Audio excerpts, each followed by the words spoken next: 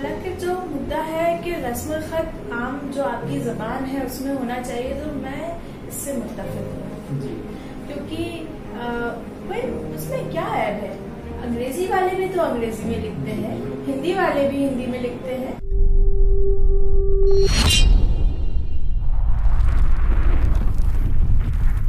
अस्सलाम वालेकुम नाज़रीन, आज हमारे साथ हैं मोहतरमा स्तुति अग्रवाल, जिन्होंने मध्य प्रदेश के बोर्ड के एग्जाम में इंटर बोर्ड के एग्जाम में इन्होंने उर्दू सब्जेक्ट में 95% नंबरात हासिल किए हैं। ये खुद तमाम उर्दू के लिए अहम बात है। पहले तो इनको हम मुबारकबाद देना चाहेंगे और आपका हमारे चैनल अदबनुमा स्टूडियो पे बहुत इस्तकबाल है। सबसे पहले मैं आपसे पूछना चाहूंगा कि ये जो प्रोग्राम आपके एजाज में किया गया, इसके मुतालिक आपके क्या तासुरात हैं? जैसा मैंने प्रोग्राम में भी कहा था कि ये मेरे लिए एक सरप्राइज था। हमें घर से खालिद महमूद साहब के साथ हम लोग ठहरे हुए हैं, तो ये कहकर लाया गया था कि नशिस्त होने वाली है। तो सैफी सुन्नी साहब तो अशार भी अपने लिख कर लाए थे। जाहिर है नशिस्त में सब लोग आमतौर पर शेरी नशिस्तें ही ज्यादातर होती है, तो वो तो अपने अशार लिख कर लाए और हम लोगों ने सोचा नहीं था। हालांकि कल गालिब इंस्टीट्यूट ने भी मुझे गुलदस्ते और शॉल से नवाजा, वो भी मेरी इमेजिनेशन से बाहर था, वो भी मेरे लिए एक मौजूदा था और ये भी है। तो मेरे लिए तो खैर बहुत खुशी की बात है और मैं आप सबकी शुक्रगुजार हूँ इस चीज के। बहुत शुक्रिया।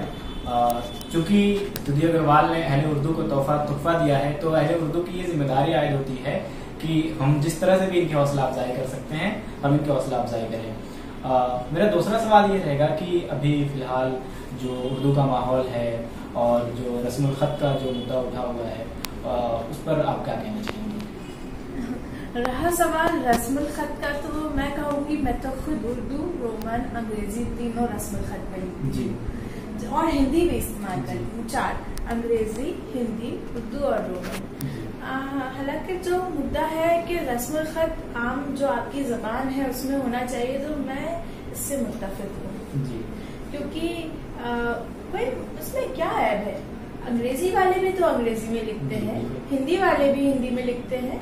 अब रोमन सवाल, अच्छा हाँ, जैसे मैं हूँ, मेरे पास ऐसे भी कॉन्टेक्ट्स हैं जो नॉन मुस्लिम्स हैं, तो मैं उनके लिए ये करती हूँ कि उर्दू के साथ रोमन में भी लिख देती हूँ, कभी हिंदी भी इस्तेमाल उर्दू के साथ कर लेती हूँ और कभी अंग्रेजी में ही लिख देती हूँ। लेकिन अब मैं भी इस बात का ख्याल रखूंगी कि उर्दू ही इस्तेमाल करूँ उर्दू के साथ, लेकिन मैं रोमन लिखूंगी, क्योंकि लोग फिर सवाल करते हैं ये क्या है, आपने क्या लिखा है, और हर एक को जवाब देना सेपरेटली मुमकिन नहीं है।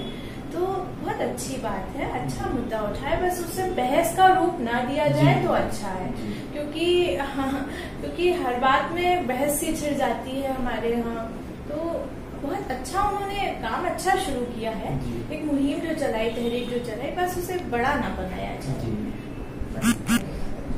तो इन्होंने काफी कुछ अहम बातें कही, कुछ अच्छी बातें हैं कि अच्छी बात यह है कि इन्होंने कहा कि इसको हम बहस का मुद्दा न बनाएं, और एक और इनकी तजवीज़ ये है कि अगर हम उर्दू लिख रहे हैं उन लोगों के लिए जो उर्दू नहीं जानते हैं, तो उसके साथ हम कोई टाइटल लगा सकते हैं।